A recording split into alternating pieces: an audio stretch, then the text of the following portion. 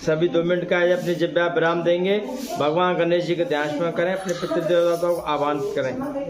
ओम पवित्र पवित्रो वादेवावमपवित्रो अगरबते हृदय सिद्धिरात्मसि प्रातकालं श्री सप्रतम श्री महागौरी गणपते ध्यानं करिष्यामि नमः। ओम का वंदे तम नाकमाकदुंड महाकाशूरकोटि संप्रभा निर्विघ्नं कुर्मते सर्वकार्य सर्वदा यन्नाम गृह्णां देवा मंगलमय हृदय सिद्ध्यो सर्वप्रथम श्री महागौरी गणपते ध्यानं करिष्यामि नमः। गृह शांति मन शांति जाता मनोकामना सिद्धार्थि कार्तिक माता दत्त मम पितृदेवतानां आशीर्वाद आह्वानं करिष्यामि नमः। बोलो लक्ष्मीनारायण विष्णु भगवान की जय, बोलो स्थान देवता की जय, बोलो गंगा मैया की जय। कार्तिक माह से 19वां अध्याय प्रारंभ है। राजा पृथु बोले, हे ब्राह्मण, आपने तुलसी का माध्यम और व्रत का इतिहास मुझसे कहा है, सो मैंने सुना है। अब कार्तिक व्रत करने वाले पुरुष का फल और माध्यम कहो। ये व्रत पहले किसने किया, ये वर्णन करो। नारद बोले, सहस्राचल पर्वत पर करवीपुर में धर्म को जानने वाला धर्मदत्त नाम का ब्राह्मण रहता था। वह सदा भगवान विष्णु का व्रत और पूजन करके 12 अक्षर मंत्र का जाप करता और अतिथियों की सेवा सत्कार करता।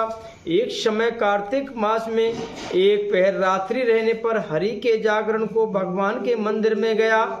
भगवान के पूजन की सामग्री लेकर जाते हुए उस ब्राह्मण ने टेढ़ी डांट, लपलपाती जीभ, भीतर को धसे हुए लाल नेत्र, लंबे होठ, नंगी सूखी पतली फूंकार मारती एक राक्षसी को देखा।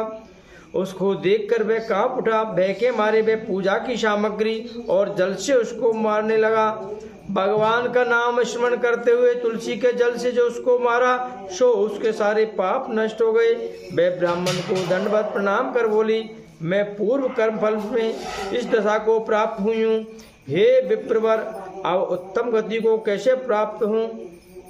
नारद जी बोले, विनती करती हुई उस कला को देखकर और अति विस्मित होकर धर्मदत्त ब्राह्मण बोला, किस कर्म फल से यह तेरी दशा हुई है, वह सब हमसे विस्तार पूर्वक कहो। कलहा बोली, सौराष्ट्र नगर में एक भिक्षुक रहता था। उसकी स्त्री कलहा नाम की अति कठोर स्वभाव वाली मैं हूँ। मैंने अपने स्वामी का कभी कल्याण नहीं विचारा और न ही कभी उसे मीठे पदार्थ दिए, ना कभी मीठे बोल बोले। मैं उन्हें धोखा देती रही। मुझको हमेशा कलह ही प्यारा लगता था। ये बात जानकर पति ने दूसरे विवाह का विचार किया। इस पर मैंने विष खा लिया। यम के दूत मुझे बांध कर ले गए। यमराज ने मुझे देखकर चित्रगुप्त से पूछा, इसने क्या कर्म किया है, ये देखो, इसने जो बुरा भला किया हो उसका फल पावे। वह बोली, चित्रगुप्त धर्मात्मा मुझसे बोला, इसने कोई शुभ कर्म नहीं किया है। स्वयं मेवा मिष्टान खाती रही, पति को नहीं देती। इससे बगुली की योनि में जावे और अपनी विष्ठा को खावे।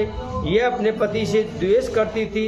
इससे ये विष्ठा खाने वाली शूकर योनि में रहे। ये सदा पाक पात्र बटला आदि में भोजन करती थी। अपने बच्चे को खाने वाली बिल्ली हो।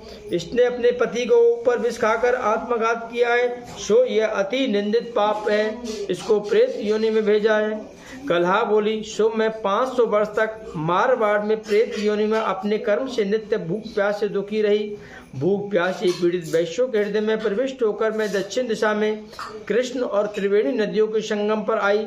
जब मैं नदी के तीर पर पहुंची, उसके शरीर से शिव और भगवान विष्णु के गणों ने मुझको दूर कर दिया। फिर व्याकुल होकर मैंने तुमको देखा। तुम्हारे हाथ में तुलसी जल मिला। जब मेरे ऊपर गिरा तो उसके मेरे पाप नष्ट हो गए। हे भगवान, ऐसी कृपा करो जिससे अब तीनों प्रेत योनियों से मुझे मुक्ति प्राप्त हो जाए। इस प्रकार कलहा का वचन सुनकर उसकी ग्लानि को विचार कर ब्राह्मण भगवान विष्णु का नाम स्मरण करने लगा।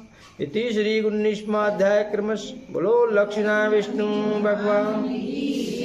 श्रीमन्नारायण नारायण नारायण।